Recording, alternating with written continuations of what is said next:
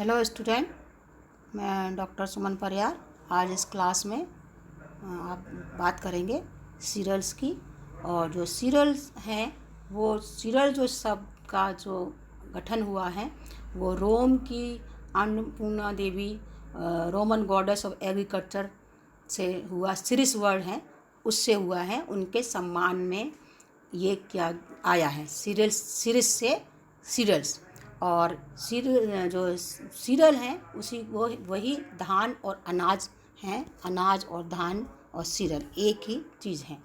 जो विश्व की जो जनसंख्या से ज़्यादा, विश्व की जो जनसंख्या है, आधी से ज़्यादा जनसंख्या के लिए जो खाद्य पदार्थ की जो पूर्ति है वो उसका एक बड़ा हिस्सा अनाजों के द्वारा ही किया जाता है।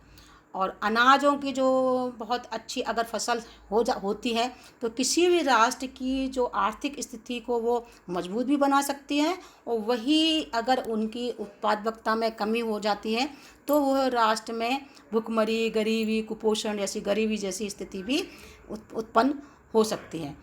हम अगर बात करें तो जो पुराने समय से ही जो हम मनुष्य जाति हैं, जो मानव जाति हैं, वो अपने भोजन और अपने पशुओं के लिए चारे के रूप में जो पूरी तरह से अनाजों के ऊपर ही डिपेंड रहा है।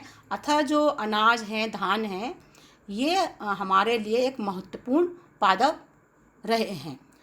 अब अगर जो सीरियल्स हैं या जो अनाज हैं, इनको 4 ग्रुप में बांटा गया है। जो मेन जो है दो ग्रुप हैं। सूडो सीरियल कहलाते हैं और true serial and pseudo serial. जो ट्रू सीरियल वो कहलाते हैं मेन, जिनमें कि जो कि मोनोकॉट होते हैं और ग्रेमरी फैमिली या पोएसी फैमिली को बिलोंग करते हैं।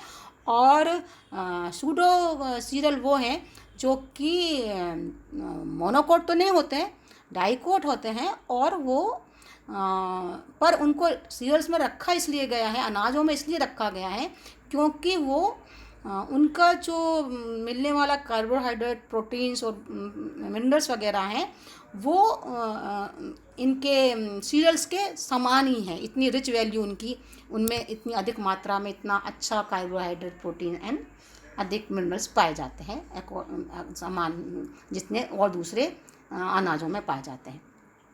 इसके में अगर अनाजों की बात करें तो उनको 4 ग्रुप में बांटा गया है।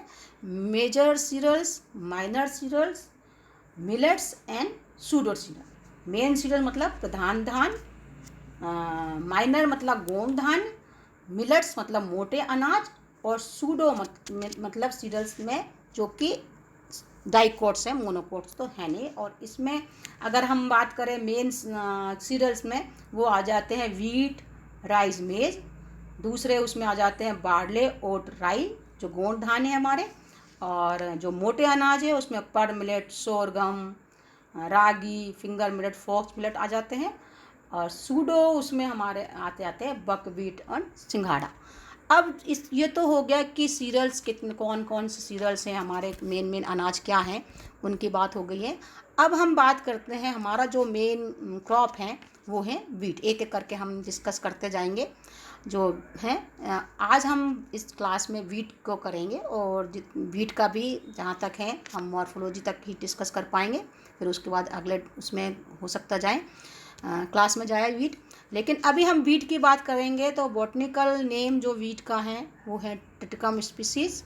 बहुत सारी स्पीसीज़ हैं वीट की, इम्प्रूव वैरायटी में। और स्पीसीज़ में काफ़ी तरह की वीट की स्पीसीज़ हैं, आ गई हैं बाद में तरह तरह की उसमें कि तो। पर यहाँ पर जो मेन है यहाँ, इसलिए हमने यहाँ पर स्पीसीज़ लिखी है टिटकम species, Poaceae family. Local name जो है वो गेहूँ, अलग अलग स्टेट में इसको अलग अलग तरह से नाम से जाना जाता है। इसका जो अब है ओरिजिन एंड डिस्ट्रीब्यूशन की बात करते हैं तो जो वीट जो है प्रिंसिपल सीरियल क्रॉप हैं, टेम्परेट रीजन में ग्रो करती हैं। स्टेपल फूड पूरे संसार की है ही ये। साउथ वेस्ट एशिया में ये सेंटर ऑफ ओरिजिन माना गया है। पर इसकी ओरिजिन को लेके काफ़ी अधिक वो है कि कौन सा वीट कहाँ, किसके ओरिजिन, कौन से वीट से ओरिजिन हुआ है या कहाँ से हुआ है। तो ये विश्व का जो बात कहा कि इसका कहा कि इसका अलग अलग तरह में अलग अलग लोगों ने कहा कि आर्कियोलॉजिस्ट जो थे उन्होंने कहा कहा कि पूर्वी ईरान में जो जर्मो प्रदेश की खुदाई में 6500 BC के पूर्व जब उन्होंने खुदाई की कुछ गेहूं के दाने प्राप्त हुए। हड़प्पा एवं मोहनजोदड़ो की खुदाई में भी गेहूं को कुछ दाने मिले। तो उन्होंने कहा कि ये तो बहुत पहले से ही गेहूं यहाँ पर था, मतलब ऐसे महत्वपूर्ण धान के रूप में उपस्थित था। अब ये तो बात हो गई पुराने उसके ज़माने की, पर अभी वेबिलोव ने 1935 में गेहूं की जो ओरिजिन मानी वो मल्टीपल ओरिजिन मानी, और उस मल्टीपल ओरिजिन में उन्होंने कहा कि इनका जो गेहूं की जो जातियां हैं, विभिन्न जातियां हैं, वो उनकी उत्पत्ति अलग अलग केंद्रों में हुई। जैसे कि उन्होंने कहा मृदु जो गेहूं है अफगानिस्तान के पर्वतीय क्षेत्रों से तथा दक्षिण पश्चिमी हिमालय में डर्मू गेहूं, अबसीनिया, अल्जीरिया तथा ग्रीक में उन्होंने कहा एनकान गेहूं की उत्पत्ति एशिया माइनर में हुई। तो बेबीलोन ने अपनी तरफ से अलग अलग गेहूं की अलग अलग जो स्पीसीज़ हैं उन्होंने अलग अलग जगह की उत्पत्ति बताई। ठीक इसी तरह ये कुछ जातियां हैं 300 BC में उन्होंने कहा कि जो टेट्रापोलाइड स्पीसीज़ हैं 4 and 20 एंड जैसे कि टिटिकम, तरजम, डर्मी जो हैं डुरुम गेहूं हैं, इनका डेवलपमेंट विकास हुआ। और इसका जो कहा कि जो ग्लूम है, ये ग्लूम डेवलप होने पर अपने आप गिर जाते हैं, और अपने आप गिरने पे इसमें जो फल है उसमें सल्क और सैपत्र व भूसा वो भी आराम से सरलता से इससे बीज से इसका जो गेहूं है अलग हो जाता है। और इस तरह डर्मू गेहूं को उन्होंने मैक्रोनी वीट कहा। आज की स्थिति जो है सबसे अधिक जो अगर डेवलप वैरायटी की कहें या सबसे अधिक विकसित गेहूं कहें तो हेक्साप्लॉइड स्पीसीज़ कहते हैं, जो 6 and 42 है, जिसको bread wheat, club wheat and solid red के नाम से जाना जाता है। इसका जो डेवलपमेंट है 4 and MR तथा 2 and ट्रंची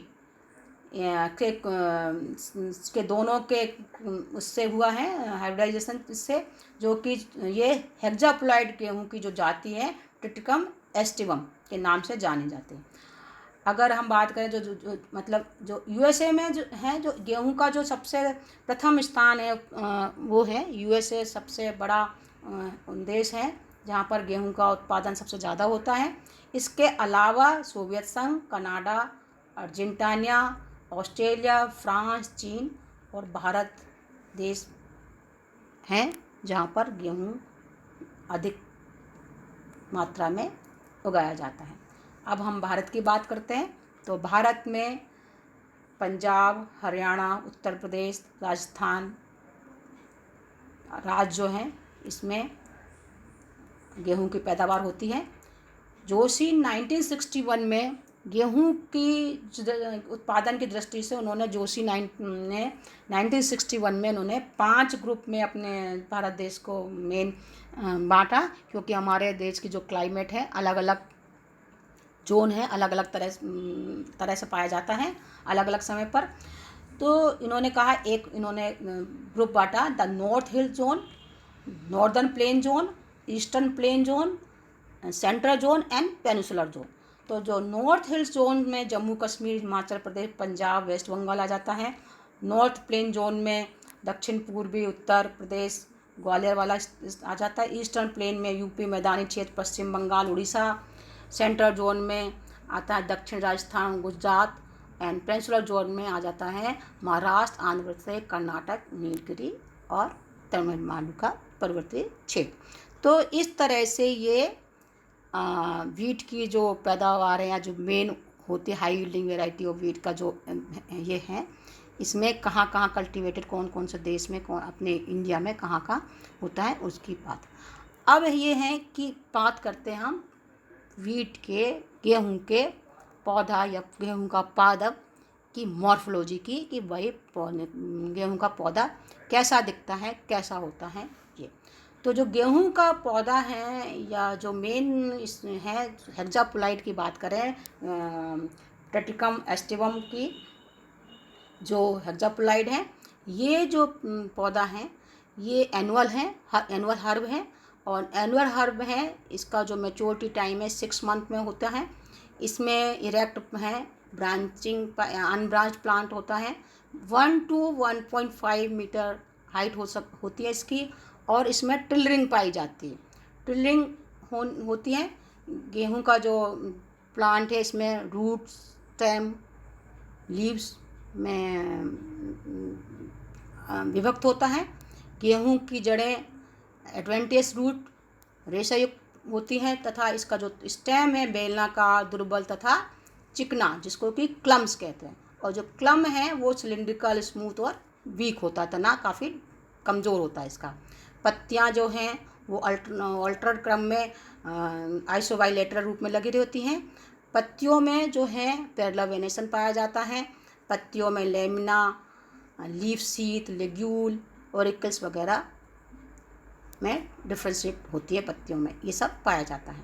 अगर हम फ्लावर की बात करें, इन्फ्लोरेसेंस की बात करें, तो स्पाइक इन्फ्लोरेसेंस होता है। इसमें जो इन्फ्लोरेसेंस है वो जिग जैग में लगे होते हैं। और जो स्पाइकलेट है 15 to 20 होते हैं, जो अल्टरनेट क्रम में लगे रहते हैं और इनको ईयर्स कहते हैं। प्रत्येक स्पाइकलेट में 2 to 5 bisexual sessile flower axis पे होते हैं और ये पेयर ऑफ ग्लूम से ढके हुए होते हैं।